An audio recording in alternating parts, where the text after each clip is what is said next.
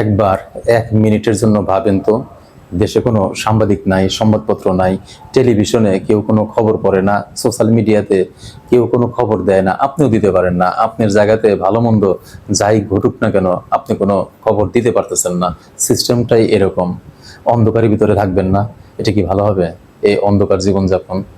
সাংবাদিকদের কাজই হলো সংবাদ সংগ্রহ করা, প্রকাশ করা। অনিয়মকারীরা অনিয়ম করবে, আর সেটা যদি প্রকাশ করে তাদের গায়ে লাগবে, এটাই স্বাভাবিক। তারা চাবে গলা চেপে ধরে। হাসিনা সরকার সংবাদপত্রকে, মিডিয়াকে গলা চেপে ধরছিল, কারণ সে জানতো সে অপরাধ করতেছে, এই অপরাধ যেন প্রকাশ না হয়। কিন্তু ডক্টর ইউনূস, সে কেন হাতে চুরি করে বসে আছে? সে কেন ধরলো না? 1 বছরের ভিতরে যে পরিমাণ সাংবাদিক নির্যাতনের শিকার হয়েছে, যদি প্রথম থেকেই ধরতো যে সাংবাদিকদের গায়ে কেউ হাত দিতে পারবে না, তাহলে কি ওরা সাহস পেত?